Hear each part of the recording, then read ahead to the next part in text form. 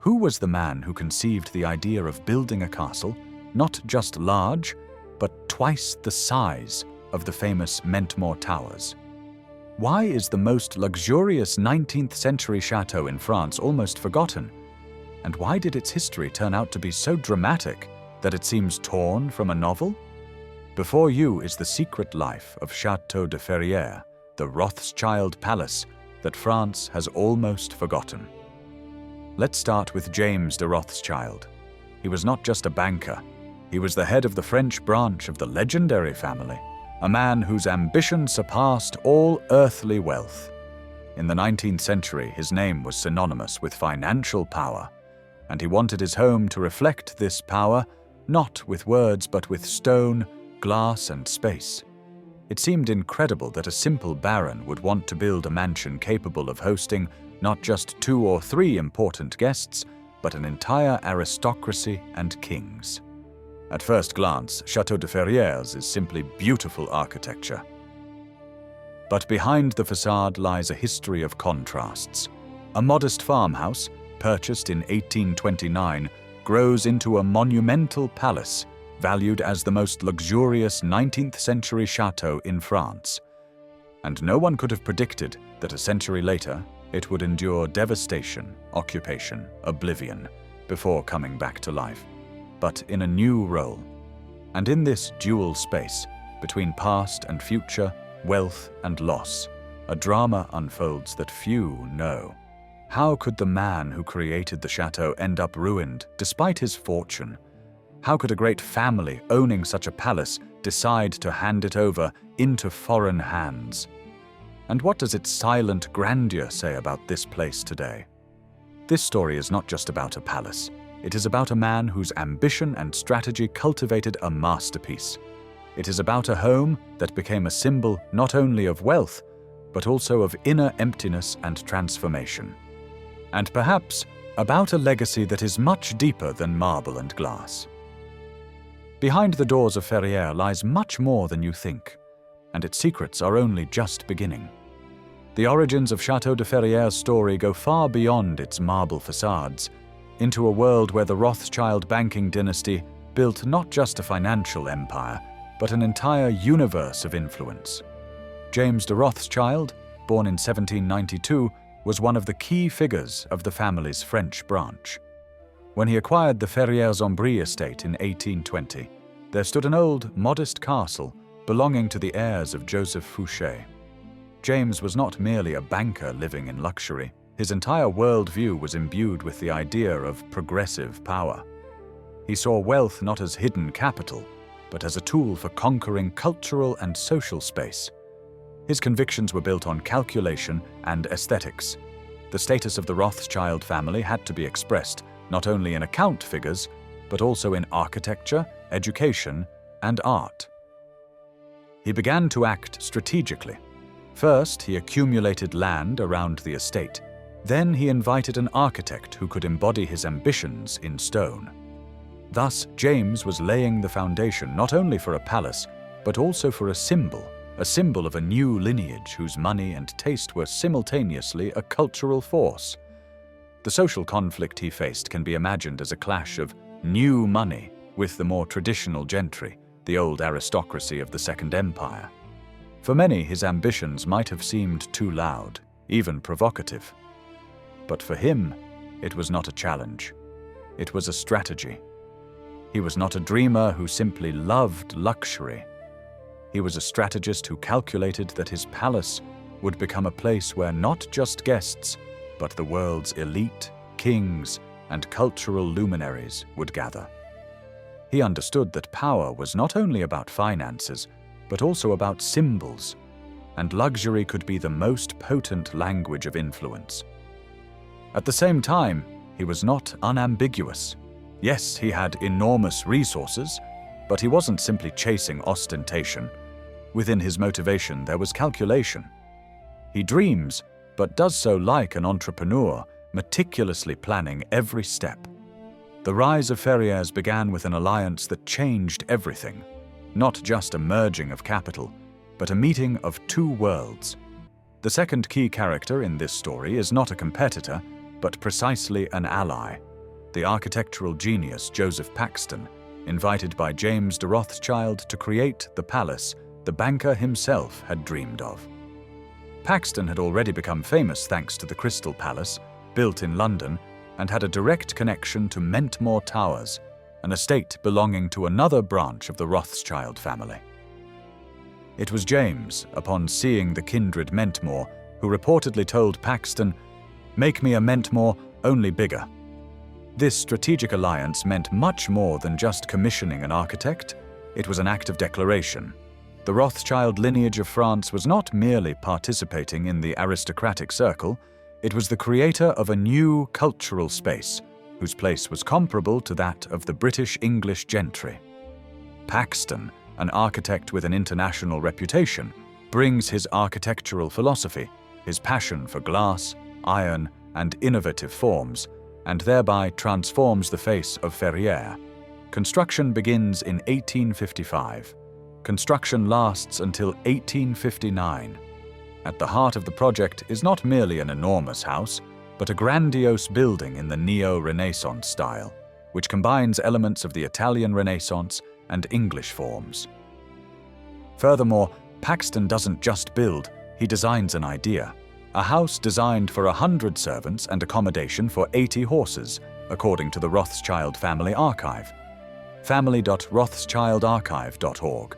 And an important architectural move, the kitchen was placed separately from the main building so that cooking odors would not penetrate the master's bedrooms, and food was delivered via underground routes. Narrow underground rails led from the kitchen to the palace halls. Thus, a symbolic fusion is formed. A new financial dynasty, aspiring to aristocratic status, unites with an architect whose style and technical approach represented modernity.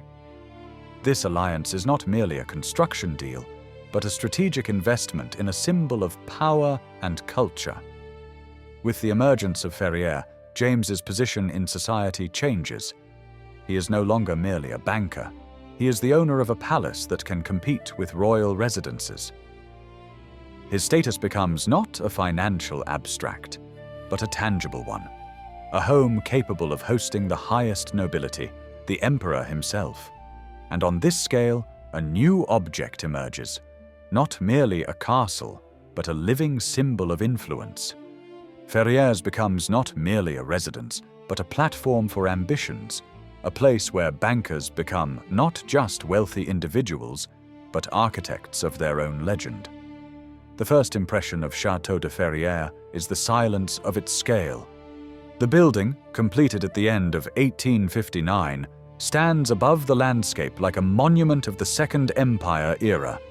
A rectangular volume, 2 terraces, 4 corner pavilions, neo-Renaissance style facades that seem deliberately to emphasize the owner's ambition. When a guest passed through the main gates, they left the world of rural Île-de-France and entered a space where every line was calculated, every column a statement. An atmosphere not of luxury but of power, expressed through aesthetics. This was precisely the psychological reflection of James de Rothschild, a restrained facade, behind which lay a program of absolute control over the environment. Upon entering, the guest found themselves in a large central hall, a space many times a person's height, illuminated through a glass ceiling, created in the spirit of Paxton's love for light and structures. The ceiling glass made the sun's rays almost palpable. Light didn't just illuminate, it moved along the stone walls, making metal and gold shimmer. This was a contrast to the external monumentality. Inside, the light created the impression of a living breath, as if the house watched every step. From the hall, the path led to spacious drawing rooms. The first, the Grand Salon, decorated with paintings from the Rothschild collection. Italian canvases, Flemish masters, 17th century French painting. Here, wealth was expressed not by the quantity of decor, but by the provenance of the objects. Each object brought from a specific European art center, each frame a testament to the taste of a family that had shaped collections for centuries. This salon was a showcase of intellectual power, but a few steps away, and the mood changed. Nearby was the small salon, a much more intimate space with wooden panels, soft light, and furniture upholstered in warm-toned fabrics. It created a feeling of almost domesticity. The contrast between the rooms turned a journey through the house into an emotional pendulum. Grandeur, and then sudden intimacy, openness, and then almost seclusion. Next, the dining room, designed for receptions of dozens of guests, where dishes arrived via underground routes from a detached kitchen. This was not merely a technical detail. It symbolized the owner's desire to separate the world of convenience from the world of display. In the dining area, there were to be no reminders of work. Everything was focused on the ritual of elite socializing. But move further on, and the atmosphere changed again. The library became James's most expressive portrait. Instead of ostentatious luxury, order, silence, austere bookshelves, where manuscripts and editions stood in systematic order. Many visitors noted the contrast. A man known for his receptions and lavish balls creates a space almost ascetic in spirit. According to researchers, the library reflected his inner need for control and knowledge, an assumption, but a logical one, considering documents about his collecting of rare editions. The rooms on the upper floors continued this architectural psychology. Guest bedrooms, numbered, were arranged in such a way as to isolate them from service corridors. The house contained over 100 rooms, and the distribution of space showed that while every guest felt important, no one gained full control over the house. Power remained in the hands of the owners. Ferrières was not just a house. It was an architectural system in which light, shadow, the height of the halls, the number of service rooms, and the provenance of the furniture. Everything spoke of the Rothschilds' worldview. And everyone who entered here felt the invisible presence of those who once made decisions that influenced Europe. But behind Ferrières' marble staircases lay a human drama far more painful than any crack on an old facade. The main heir, for whom the palace became not just a residence, but a part of family identity, was Edward Alphonse James de Rothschild, born in 1868, the grandson of the very James who conceived its construction. He inherited Ferrières and managed it throughout the first half of the 20th century. It was his lot to experience the most difficult period in the family's history. The external grandeur of the castle came into direct conflict with what was happening in the lives of its owners. Tragedy came not from within the family, but from without. With the outbreak of the Second World War and the invasion of France in 1940, Ferrières found itself at the epicenter of political and military pressure. The Rothschild family, like many French Jews, was forced to leave the country. Edouard left for the United States of America. His decisions during these months are known only through documents. He tried to save collections, property, and archives, but was unable to evacuate a significant portion. The house, conceived as a symbol of strength, stood empty, abandoned to the mercy of circumstances. It is here that a moral ambivalence arises, which makes this story tragic. Ferrières was not destroyed by military action. It was transformed into a headquarters for Nazi command. This is documented. Representatives of the occupying forces used the castle as an operations center and a warehouse for seized works of art. The Rothschild collections, among the most valuable in Europe, were confiscated. Some of them were on lists compiled by the Einsatzstab Reichsleiter Rosenberg, a structure involved in the looting of cultural assets. But even more painful was that the house, created as a gathering place for the elite, became a platform for foreign power, a symbolic transformation of luxury into an instrument of control. The second character in this turning point was Germaine Halfon, Edouard's wife, who married him in 1907. She was not the architect of decisions related to property, but her role during the family's exile is described in separate testimonies. It was she who maintained contact between family members, coordinated correspondence, and helped preserve what could still be preserved from a distance. Her intervention did not change the history of the castle, but it changed the history of the family. She preserved the family identity at a time when the house itself was lost. In this contrast, external splendor and internal helplessness, arises the main moral question: can grandeur protect against collapse? Dom Ferrières, created as a symbol of strength, did not protect its creators. And Edouard, a highly influential man in pre-war France, found himself forced to fight not for status, but for the very possibility of returning to life after the war. Ferrières, which seemed eternal, showed its fragility. The house stood, but its owners did not. It is precisely here that the story moves to the moment when values must be re-evaluated. The crisis that befell Ferrières during the Second World War was not just an episode, it turned into a point of no return. The house, created as a demonstration of resilience, turned out to be a perfect illusion. It survived the invasion, but lost its purpose. When German units left the castle in 1944, traces of the occupation remained inside. The emptiness of the halls, lost collections, and the feeling of an invisible scar. It is from this moment that the transformation begins, which would determine the fate of Ferrières for the subsequent decades. According to archival data, Edouard Alphonse James de Rothschild returned to France after the end of the war, but his connection to the castle was no longer the same. He did not restore within it permanent life.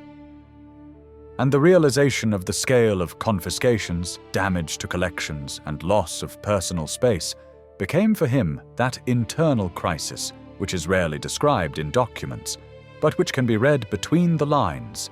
A man who for many years managed a bank, enterprises, the country's finances, faced the fact that power could not protect what he considered a part of the family's soul.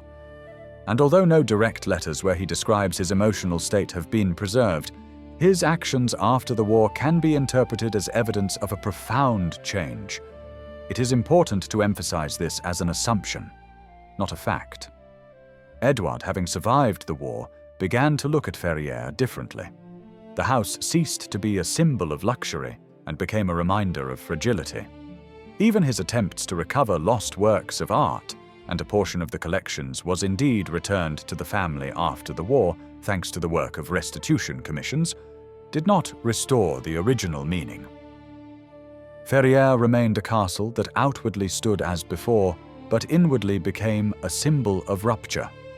It is this moment that is important to consider as the beginning of a transformation of purpose, from a demonstration of power to the preservation of heritage. After Edouard's death in 1949, the fate of the castle fell into the hands of his daughter, Béatrice Ephrussi de Rothschild, and other heirs. But the key turning point was a decision made by the next generation. In 1959, the family donated Château de Ferrières to the University of Paris, a gesture that was officially recorded. This was not merely an act of generosity. It was the family's relinquishment of the private use of one of its most symbolic properties, a gesture transforming the private into the public, power into service. Here again, the importance of the second character from the previous section, Germaine Halphen, emerges.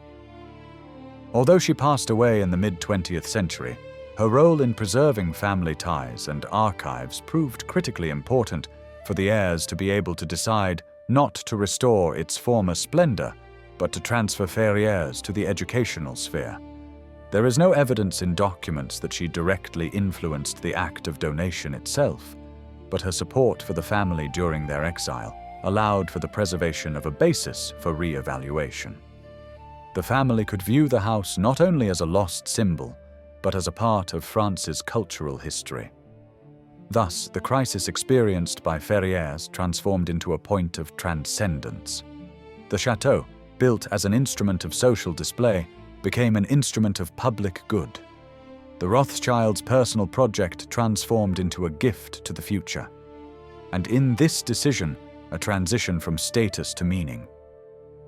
The house, once emptied, finally received a new purpose: to serve not the failed return of the past, but the education and culture of the next generation. It was in this way that Ferrières stepped beyond the family's personal history and became a part of collective memory.